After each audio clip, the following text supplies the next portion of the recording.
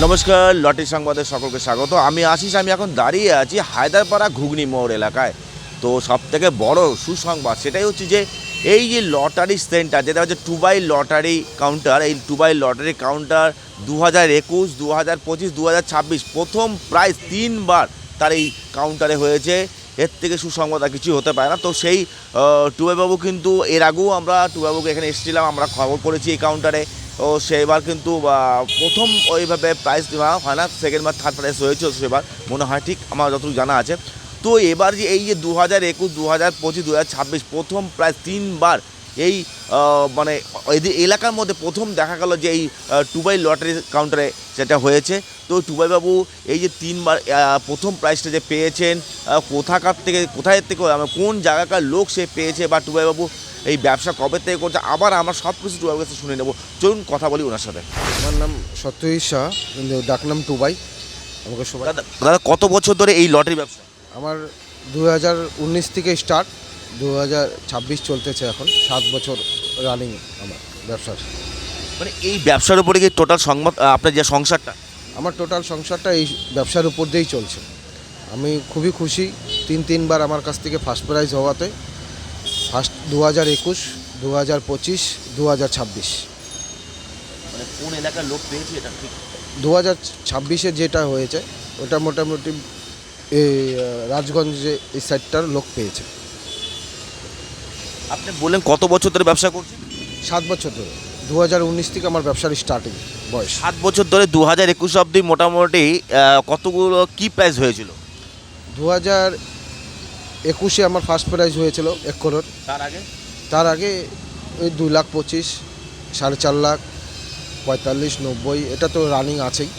আর বড় প্রাইজের মধ্যে 2021 থেকে স্টার্ট, 21, 25, তারপরে 26। দাদা এই যে ব্যবসা এতদিন ধরে খেটে করে আসছেন, তাতে এখন যে ব্যবসাটা করছেন, না আগের আর এখনের মধ্যে পার্থক্যটা কি? কতটা এখন মনে বললে ভালো ব্যবসা করতে হবে? আগের থেকে অনেক বেটার হয়ে আছে। আগে সেল ছিল একটু কম, ওই দুটোবার হলো ফার্স্ট প্রাইজ পরপর হয়ে গেছে, তার জন্য সেলটার গতিটা একটু বেড়েছে। এই 3বার প্রাইজ হবার পর মানে এই এই এই রিসেন্টলি কত তারিখে হয়েছে প্রাইসটা? এটা হলো যে 22/1, 2026, 6 PM সিকিম লটারিতে। কোথাকার পেয়েছেন? রাজগঞ্জের লোক পেয়েছে। ওখান থেকে এসে লটারি টিকিট কেটেছিল? না, উনি এইদিকে আসছিল অ্যাকচুয়ালি কাজের জন্য, কাজের তরফ ইসের থেকেই আসছিল।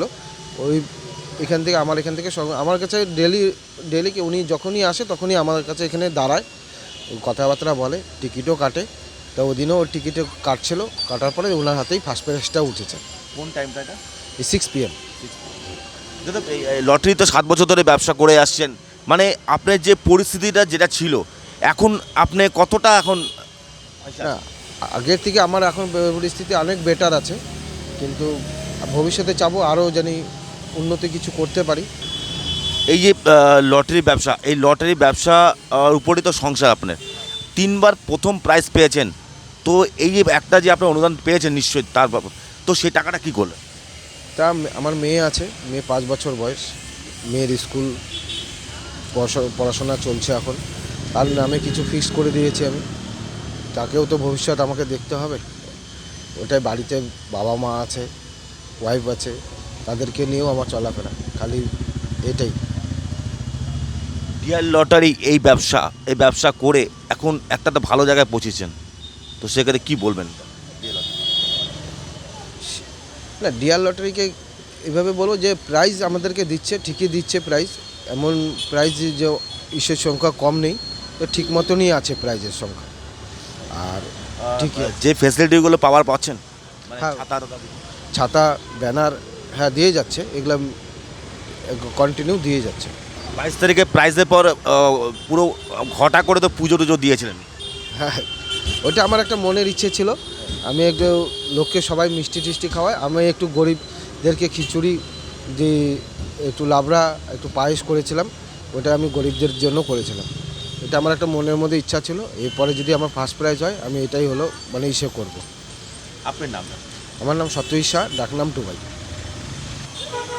এই যে 3বার যে প্রথম প্রাইজ হলো এখানটা তাতে কিন্তু এখানকার যে আশপাশে যারা আছেন এখানকার যা লোক আছেন বা দোকানদার আছেন ব্যবসাদার আছেন এবং দূর দূরান্ত থেকে কিন্তু যারা আসছেন তারাও কিন্তু এই আশাটা নিয়ে আসছে বা এখানে কেন ভিড় জমাচ্ছে সেটাই কিন্তু দেখার বিষয়। তো আমরা চলুন ওনার সাথে একটু কথা বলে নিই, ওনারা কী আশা নিয়ে এখানে আসছেন এই লটারি টিকিট কাটতে, একটু কথা বলুন ওনার সাথে।